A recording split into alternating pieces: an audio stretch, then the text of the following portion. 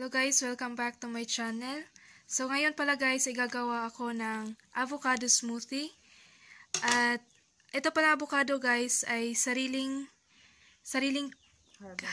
harvest namin ito guys.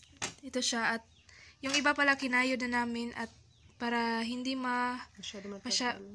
masyadong matagal ang pag-video ay kinayo na namin ng iba guys. At ito yung iba. Masarap siya guys, lagkitan na avocado. At nahinog lang siya after harvest, mga ilang araw. So, hindi siya, kumbaga natural na lang yung pagkahinog niya. Ayan. At, eto ibang variety, manipis lang siya, maliliit. Pero, ang sarap niya, kahit kainin mo siya ng puro, wala siyang sugar, walang milk. Ang sarap niya kasi yung kanyang lasa malinamnam. Tapos, lagkitan, ika nga sa Tagalog. Kasi maraming klase ang avocado guys. Merong iba na medyo malabsak yung laman. Medyo matabang, ganun. Pero ito, tanim ng aming tatay. Ano siya, ang ganda. Mga lagkitan. Iba't ibang klase man sila. Pero, parehas yung ano nila na kahit hindi mo siya lagyan ng sugar, okay lang siya kasi malinamnam. Tapos, ayan walang katubig-tubig yung kanyang laman. Siksik kumbaga. Yan. Yan ang magandang buhay sa probinsya guys. Samantalang pag binili mo to siya sa market, mahal ang kilo nito, may higit 100. Pero dito libre lang. Magsipag ka lang. Mang-harvest sa puno. Ayan, medyo nasagad natin yung pagkatanggal ng laman. Napakaraming vitamins nito, guys. Ayan. Avocado smoothies. Ayan, malapit na tayong matapos. Isa na lang. Ito na lang. Ito ibang variety din to siya. Medyo mahaba yung kanyang dulo. Medyo malalaki din siya ng konti kaysa dun sa una nating kinuskus.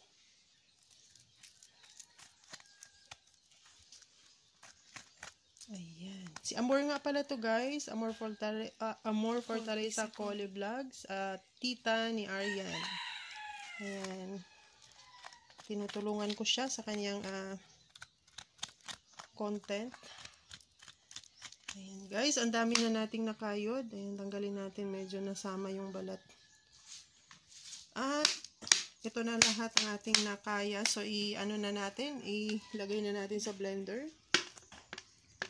Ayan. Uy, umapaw.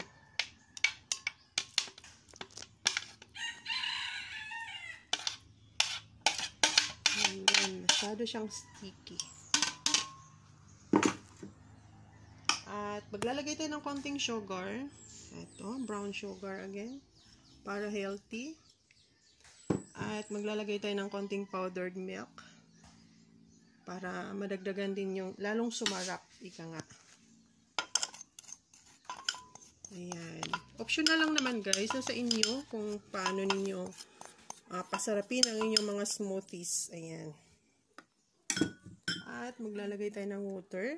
Para mag-loosen up at maganda yung texture ng ating smoothies. Kasi pag masyadong sticky, mahirapan umikot ang ating blade ng ating blender. Siguraduhin ninyo guys na ang kutsara ninyo hindi maiwan sa loob ha. Kasi mababasag ang blender. Ayan. Oh, sorry. Sumayad. Ayan. At ayan, gigilingin na natin ang ating avocado smoothies. Parang mali. Ang hirap talaga pag nanghiram tayo ng hindi natin kabisado yung ano.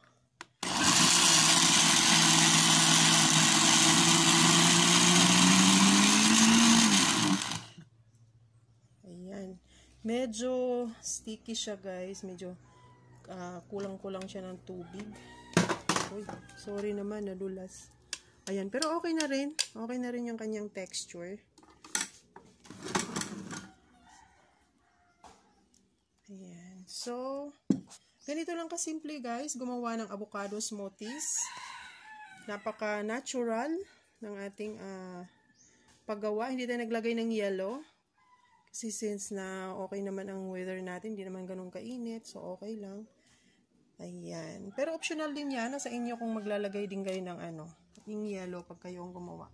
Ayan, isalin na natin yung ating avocado smoothies. Ayan.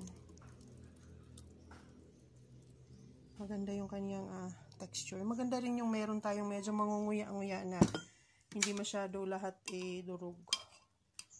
Ayan. Hanggang dito na lang guys. Hanggang sa muli. Sana samahan nyo ulit ang aking pamangkin na si Arian sa kanyang mga vlog. Ayan. Thank you for watching guys. See you on my next vlog.